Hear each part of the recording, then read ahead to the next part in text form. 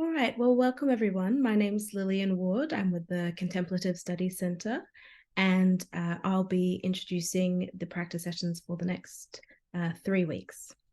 So welcome to this guided meditation session presented by the Contemplative Studies Centre at the University of Melbourne. We respectfully acknowledge the traditional owners of the unceded land on which we work, learn and live, the Wurundjeri Woi-wurrung people and the Bunurong peoples. We pay respect to elders past, present and future, and to any Indigenous people present today. We are delighted to welcome Dr. Petrina Barson, who will be facilitating the Compassion Cultivation Meditation Series over the next 6 weeks. Petrina is the director of the Centre for a Compassionate Society and an honorary fellow in the Department of General Practice at the University of Melbourne.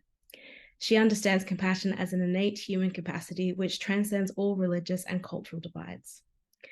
This session is intended to provide an introduction to the tradition, but subsequent sessions will dedicate more time to the guided practice. If you have any questions, please place them in the Q&A at any point or upvote any question you'd like to see answered. And please note that this will be the only session that will be recorded. Welcome, Petrina. Thanks, Lillian, and hello, everybody. Yes, my name is Petrina Barson, and just a brief introduction to my compassion journey, I suppose. I'm a GP, been associated with the University of Melbourne in various ways for many years, and probably my compassion journey, my conscious compassion journey began when I realised that, or felt that my natural compassion was not particularly welcome throughout my medical training. Set me on a path of inquiry and searching, and eventually trained to become a certified teacher of a course called Compassion Cultivation Training that emanated from the Centre for Compassion and Altruism Research and Education at Stanford University. I've been teaching that course to medical students for a few years, and subsequently just in the community to health professionals and others. And compassion practice is a very important part of the way I tick. So I'd like to introduce some of the insights and practices from compassion cultivation training to you over the next 5 weeks. I'm going to share my screen. If we're going to talk about compassion, it's important to understand what we're talking about. There are often misunderstandings, if you like, about what compassion is. So let's get some clarity. And I've called my talk today, or my session today, and indeed for the next 5 weeks, Compassion, a Path to Resilience and Connection. Sometimes the misunderstandings about compassion have us think that compassion might be a path to perhaps softness or weakness, but I would suggest that it's anything but that. So it's important to understand the difference between empathy and compassion. They're often confused. So empathy is the ability to understand the experience of another person cognitively and or affectively, so with our emotions. So it's very much an important aspect of being human. It's perhaps a precursor to compassion, but it isn't compassion, and it is ethically neutral. So one can be empathic, and then that can lead to a variety of different ethical outcomes. One can be empathic and use that to manipulate people. One could even be empathic and use that to torture people better. Or one could be empathic and then that could lead to compassion. Compassion is a step beyond empathy. It is a sensitivity, particularly to suffering. It doesn't make sense to be compassionate to someone who's perfectly happy, is specifically around suffering. But it leads to a desire or a commitment to relieve or prevent that suffering. So compassion is an ethical positive, if you like. It leads to that sort of connection and that commitment to another human being to attempt to relieve their suffering. And we all know what compassion is, don't we? It's an innate human capacity. I've never taught anyone compassion, but I have helped them cultivate it. And just to give you an experience, a direct experience of compassion, to kind of clarify in your own body and mind what compassion is, I'd like you just to pay attention to what happens to you and within you as I flash up this next slide.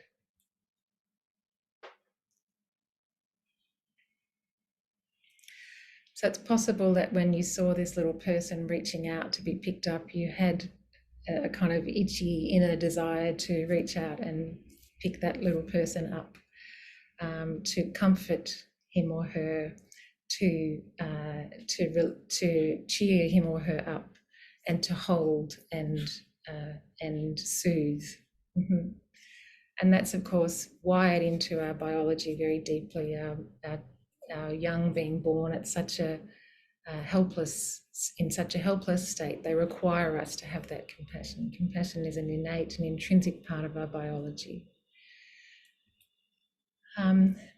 It's an intrinsic part of our biology, but it's not inevitable. It competes with other things.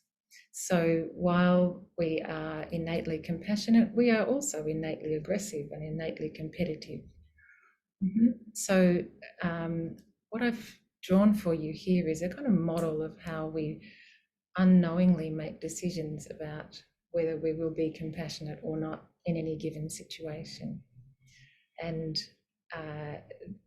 without going through these processes consciously, it turns out that when we are encountering another human being, the first thing we are making an unconscious decision about is whether their suffering is relevant to us in any way. Does it impinge on us?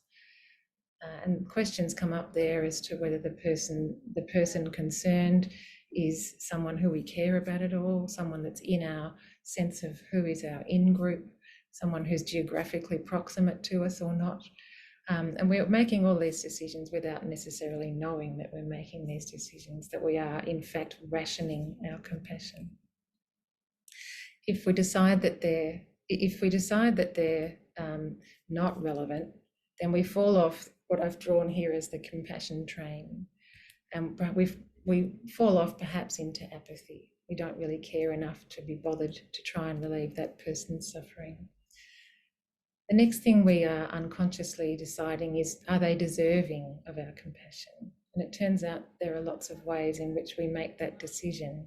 For example, doctors tend to decide that patients who cause their own illnesses might be a little bit less deserving of their compassion. People who annoy us, people who perhaps we judge as being morally wrong, we might say are less deserving of our compassion. So if we judge a person to be undeserving, then we fall off the compassion train into perhaps cynicism, that this person, we might even wish suffering on that person who we regard as undeserving, and so experience a little bit of schadenfreude if they are suffering. But if we stay on the compassion train, if this person's suffering is relevant to us and they are deserving of our compassion, the next thing we are unconsciously deciding is, do we have the resources to offer compassion? Do we have something practical to offer, or do we have the emotional resources just to stay with their suffering and offer them our presence? And if we don't feel that we have those resources, then it turns out we fall off often into overwhelm, or we might call that sometimes empathic distress, sort of distress that makes us turn off from another person's suffering because, in fact, we are focusing on our distress. And that's a very important distinction between compassion and empathic distress. So when we use the word compassion or the phrase compassion fatigue, we're probably using a concept that really is empathic fatigue, that we are overwhelmed with someone else's suffering. We don't feel like we have anything to offer, and we're focused, in fact, on our own pain about that suffering, kind of thing that makes us switch the television off or become burned out at work because we're experiencing distress at another person's suffering, but it becomes something that's about our own distress. So it's important to understand that that's not compassion overwhelm, that's empathy, empathic distress. But if we, in fact, have managed to negotiate all these unconscious decisions and stay on the compassion train, then we may end up showing and feeling compassion. So it's a lot we're doing when we're being compassionate, which is why we talk about needing to cultivate it. And just to make this point a diagram of our motivational systems, the human motivational systems. that comes from a psychologist in the UK called Paul Gilbert, founder of compassion focused therapy. So he talks about three inner systems, physiological systems, starting with the threat system in red there. That system, adrenaline, noradrenaline, is designed to detect threats and protect us. And that's the fight, flight, fear system. The drive system is one that's motivated towards resources, food, sex, status, and that's a dopaminergic system, and the feelings around that are activation and pursuing, achieving. Compassion, however, exists in the green system there, the soothing system. So compassion is a emotion and an experience that is about caregiving, bonding, soothing. It actually has us in our relaxation, contented system. So oxytocin is a hormone that is often circulating in our bodies when we are being compassionate. So compassion is good for us when we give it to others, when we give it to ourselves, because we're in our soothing systems, we're in our relaxation systems. Compassion is rewarding, and I hope over the next 5 weeks that we'll discover together how compassion is an experience of, if you like, offering the kind of soothing that this mother is often offering to her baby, to both ourselves and to others. It's something that gets us into our relaxation system. It drops our blood pressure, it drops our pulse rate, it drops our breathing rate, it has us relax. Compassion is something that gives to the giver as well as to the receiver. It's important to understand, though, that it's not, as I said, it's not automatic. It can, excuse me, I'm just opening my timer again. It can be something that we cultivate. And as a set of skills, conceived of as a set of skills, it's often said that the first skill we are bringing to bear when we are being compassionate is we're being mindful. So mindful of our own suffering, mindful of the suffering of others, and mindful of our responses to that suffering. Are we triggered? Are we activated by someone else's behavior? How could we regulate that? If we are aware of our own responses in the moment, if we are curiously observing our own responses in the moment, then we're more likely to be able to choose compassion rather than reactivity. A sense of common humanity is something that we can cultivate.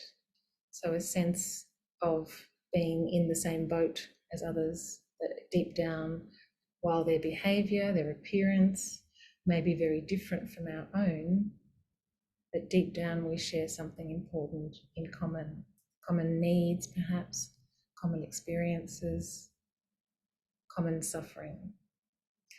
Because when we have that sense of common humanity about another human being or another group of human beings, then we're more likely to consider their suffering relevant to us.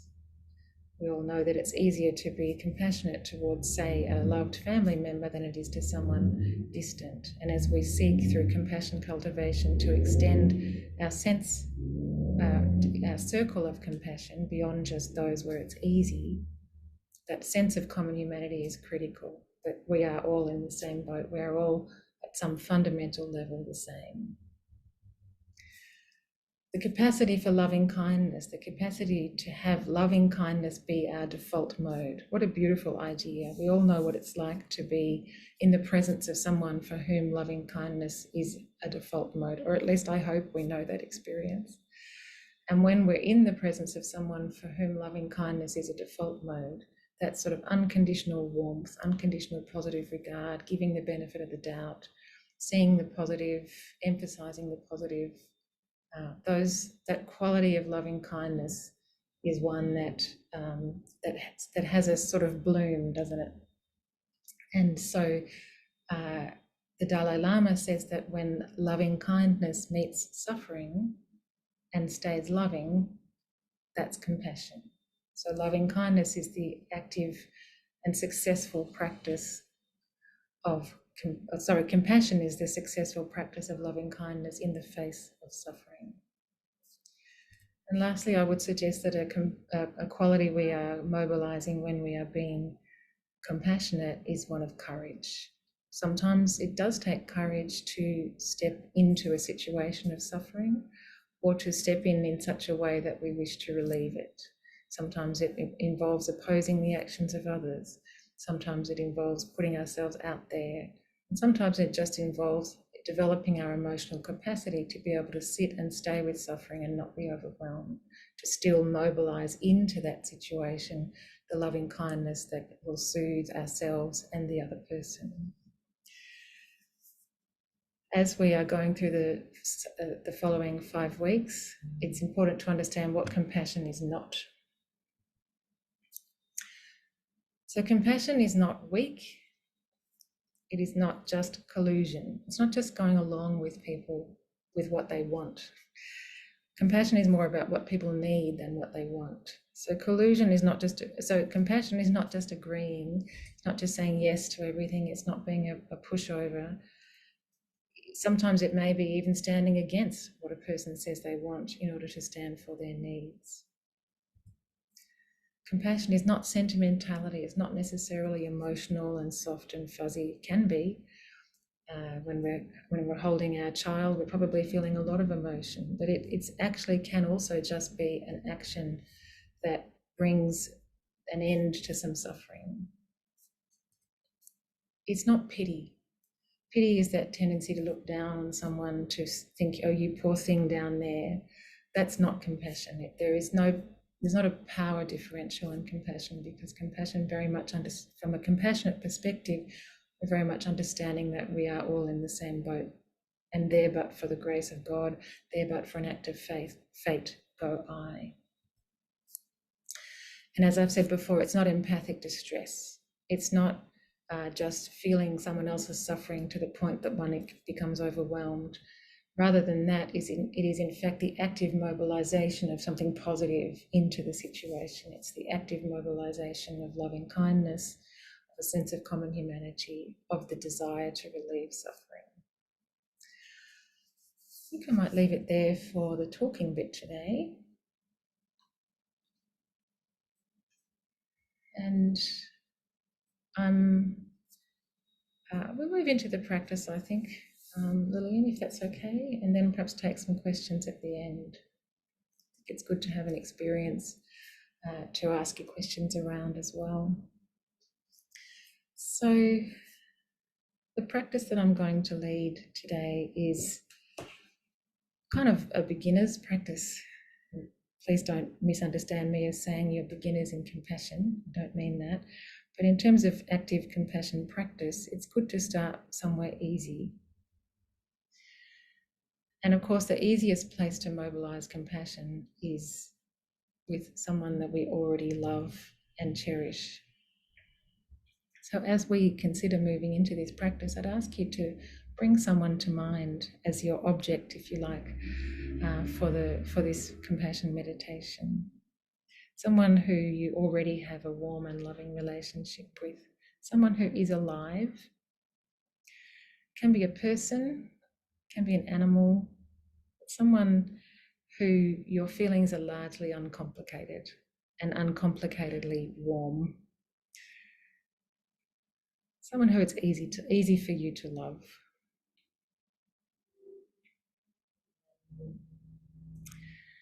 And then as we move into our meditation, I'd ask you to find a comfortable position, to settle into the chair or the surfaces beneath you,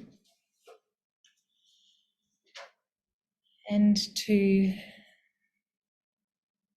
find a position in which you can be relatively still. Make a conscious choice about the position of your hands.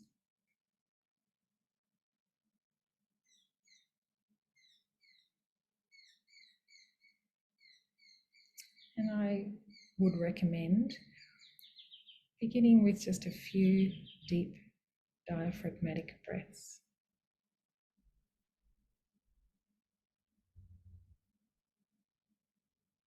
Particularly enjoying the out-breath.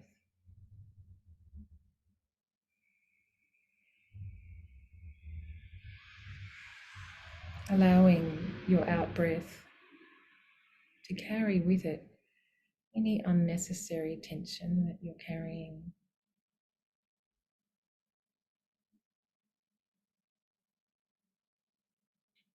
allowing the relaxation quality of the out breath to help you drop your shoulders, soften your belly, and giving up control of your breath now, just letting it breathe itself.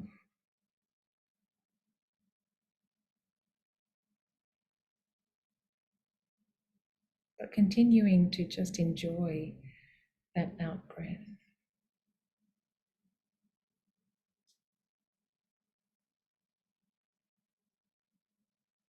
Letting it soften you.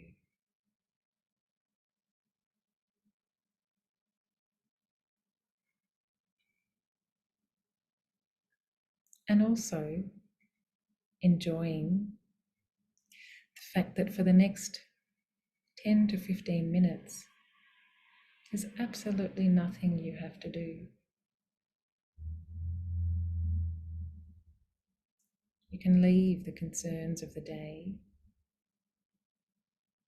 your reminiscences about the morning, your anticipation of the afternoon. You can just take a little break from that.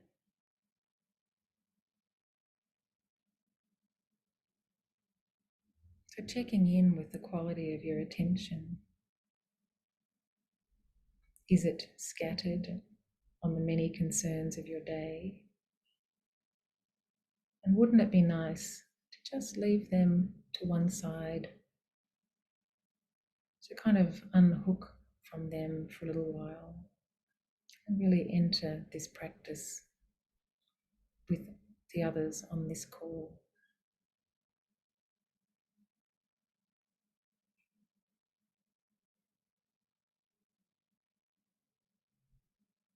So as you notice your mind skittering off in one direction or another, just with gentleness, with kindness, see if you can redirect it back to your breath.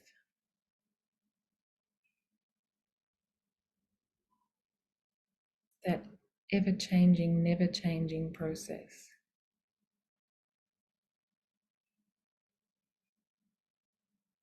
that gives you life,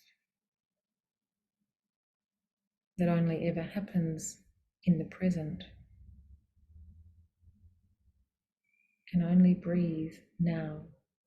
So let your breath be your anchor into this present moment.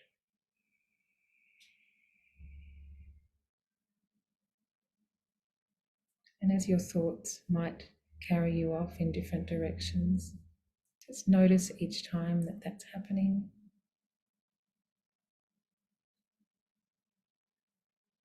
And let go of any thought. Let go of any concern. Bringing your attention back to the breath.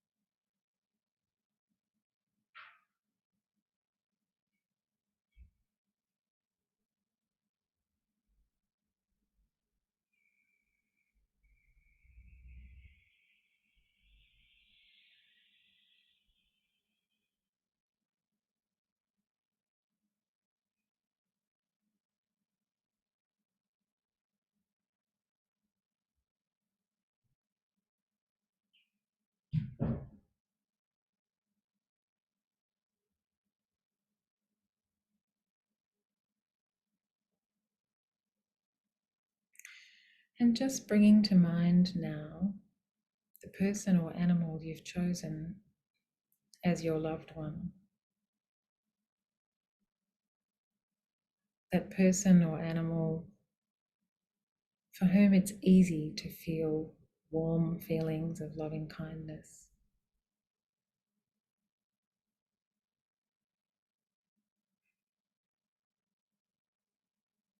And bring them to mind with as much clarity and detail as you can, perhaps imagining yourself in their presence.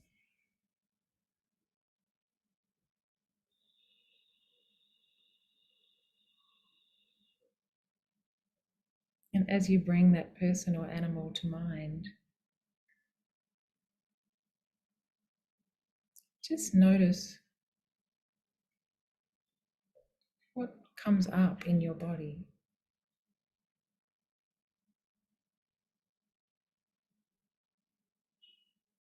Are there feelings of warmth or calm, happiness, peace?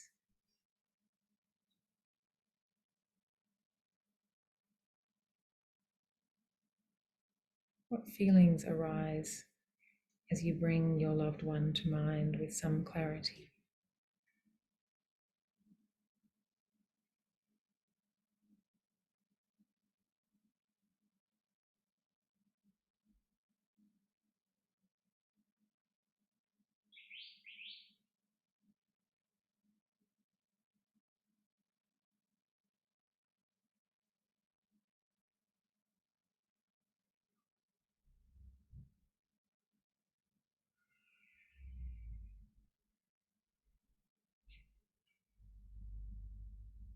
And I'd invite you now to imagine your loved one in some situation of minor suffering, some disappointment, little hurt, some worry, some difficulty.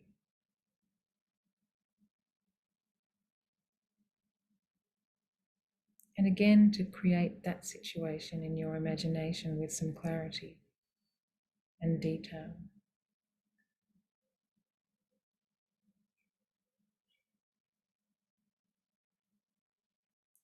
And as you bring that situation to mind for your loved one, again, just notice what comes up for you.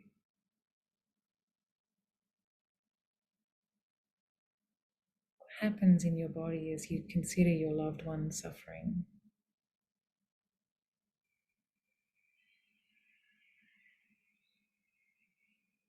Is there concern?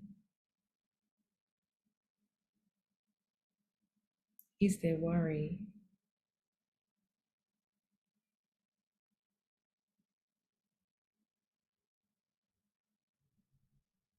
Do you feel anxious or sad as you consider that?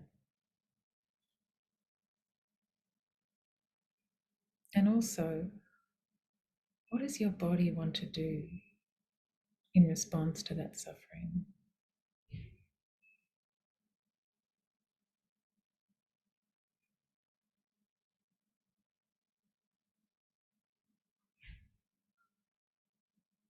Is there a desire to reach out?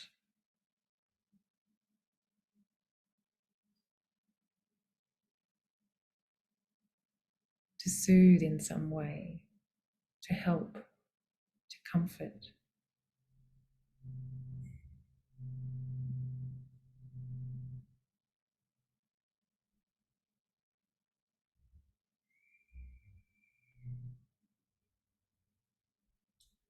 And so, out of any desire you feel, any warmth, any urge to help or soothe, I'd invite you to experiment with offering some silent wishes for your loved one. And I'll kind of lend you some words that you may like to construct your own as well. So may you be happy.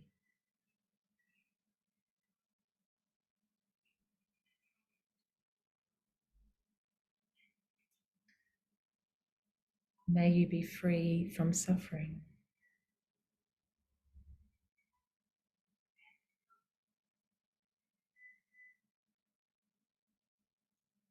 May you find comfort.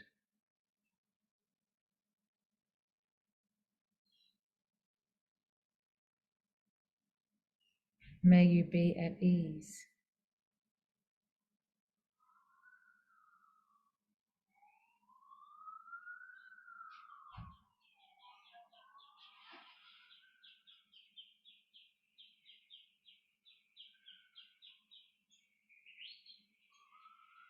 May you be loved.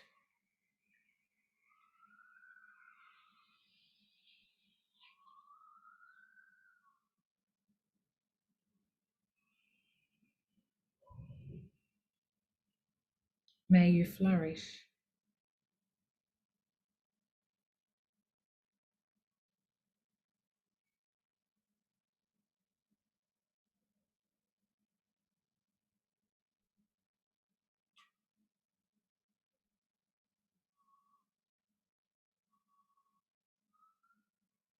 And just notice what that's like for you to offer those silent wishes.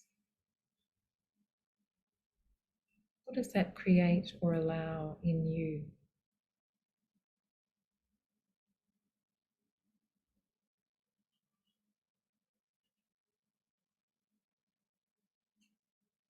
May you be happy.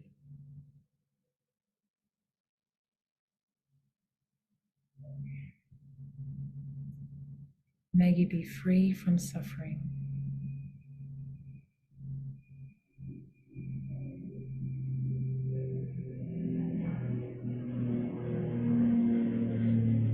May you be at ease.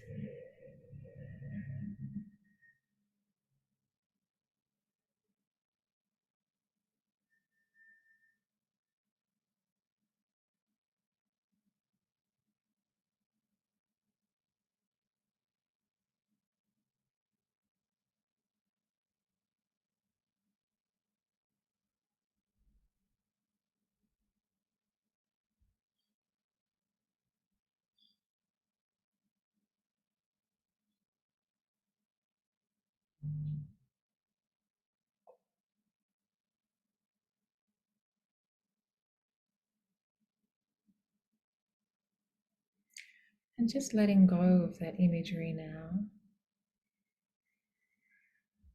and returning your attention to your breath.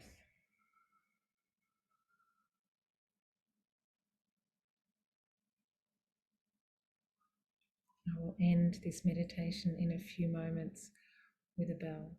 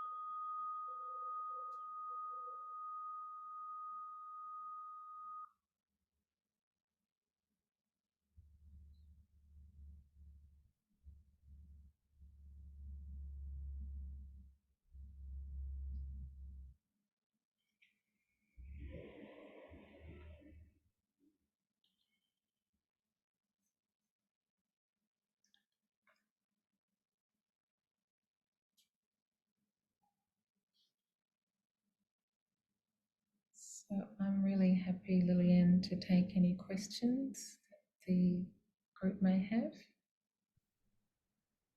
Hey, well, thank you so much for that. I know that I felt that found that to be a wonderful moment. So yes, please, if you have some questions, post them in the Q&A. And just to get us, and you can also upvote people's questions if you would like a question someone else asked to be answered. Just to get us started, I have a question of my own. So I really found your metaphor of the compassion train really interesting, with the assessment of relevance and deserving and resources. And I was wondering how that relates to the practice that we just did together, and where that sort of acts in terms of the compassion train, and if they relate in that kind of way. Yeah, thank you. That's a great question. Um, so, yeah, there's a lot going on when we're being compassionate, a lot more than we realize. We think it's just an automatic response, and sometimes it is, but not always. And so, the practice that we just did is starting where it's easy, so compassion for a loved one. And it's the idea of it is to just distill and discern the experience of compassion. What does it feel like at a point where there are really very few, if any, barriers to it? We never have an uncomplicated relationship with anyone. So, any loved one that we think of, there's going to be bits about them we don't like or that annoy us or whatever. But on the whole, with a loved one who we are close to and we have a fairly uncomplicated relationship with them, compassion flows easily. So, the point of today's practice was just to experience what compassion is. And over the next 5 weeks, we'll be seeking to see if we can expand our circle of loved ones to include all beings. So imagine if we were able to relate to a stranger as a loved one, or to uh,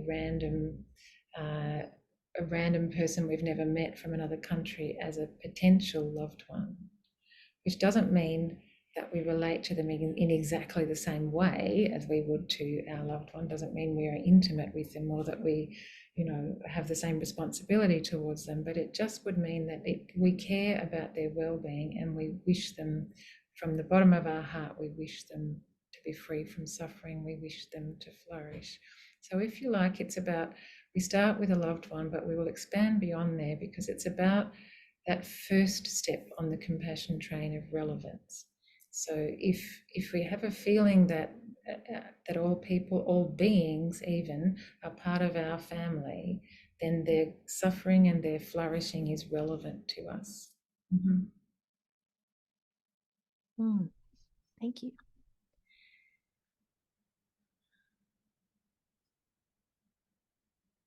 Oh, great, excellent. We have a question. So anonymous attendee says, "Thank you for the session.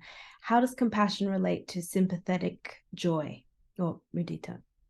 Yeah, beautiful. So, like sympathetic joy, compassion is one of the, in Buddhist terms, one of the four immeasurables. And they're very similar, except that sympathetic joy is that capacity to experience joy at another's flourishing, success, and pleasure. And so that's a win-win situation. Someone else is suffering, and we do not live in a scarcity universe. Your flourishing does not reduce mine. In fact, often we do experience that, don't we? Somebody was saying to me the other day, someone who is single was saying, "Oh, I feel like everybody around me is getting coupled up, and I feel so lonely. Them coupling makes me feel more lonely." But of course, it doesn't have to be that way. The practice of sympathetic joy can mean that you can be happy for someone else and experience their joy and not feel it as a diminution of your own. And similarly with compassion, it's that also that capacity that someone else's suffering is an opportunity to offer our love and our best wishes and even our help and support. So, like sympathetic joy, which means that there's a surfeit of goodness in the world because there's increasing goodness from your flourishing makes me flourish more. Similarly, there's compassion is an unending resource. It too can be offered in the face of, no matter what is going on, it's always possible to offer compassion into that situation without oneself being diminished or run dry. Great, thank you. And we have time for a couple more. I'll just remind people that if we don't get to the question, don't stop asking questions. If we don't get to the question this week, we may have opportunity to address them next week. So we have a couple of related questions. So this one says, I wonder thank you for the session. And I wonder, as a mature student who finds it hard to connect and make genuine connections with fellow students, self-criticizing and thinking a lot about the past and feeling confused about the future, how can we carve compassion to ourselves and accept who we are in the journey to feel present? Yes, thank you. So, in expanding our circle of compassion, it's also really important not to forget to include ourselves. Sometimes we're better at offering compassion to others. In fact, very often we are better at offering compassion to others than to ourselves. And sometimes that's because of a misconception about ourselves, and sometimes it's because of a misperception about others. What I mean by that is we tend to put ourselves into this unique category of humanity, the only person in the world who doesn't deserve our own compassion, because somehow we are uniquely broken, uniquely stupid, uniquely bad, whatever it is. And sometimes so we isolate ourselves because of that, but we also sometimes isolate ourselves because we fail to perceive the suffering in others. We think that we are the only person who's suffering, everybody else has got it together really well. So all those perhaps younger people that you're talking about in your course are actually suffering too. You're not alone in feeling alone. And the practice of common humanity helps us to understand that, in fact, everyone probably feels alone and everybody is just looking for that person who has love shining in their eyes and wants to be greeted with love.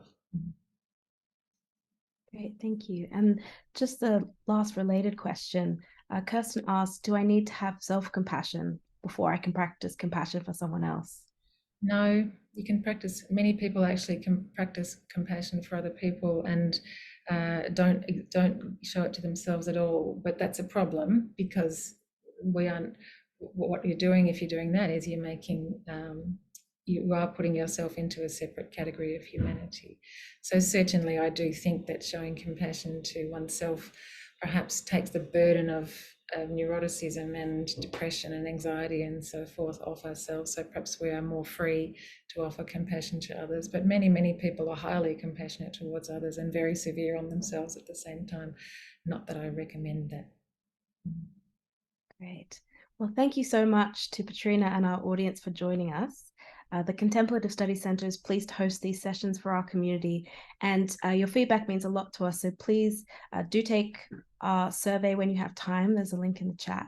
And we hope to see you all again next week. And as a reminder, this session only is recorded for the ones of the next 6 weeks, and we will endeavour to get to your questions that were not answered today next week.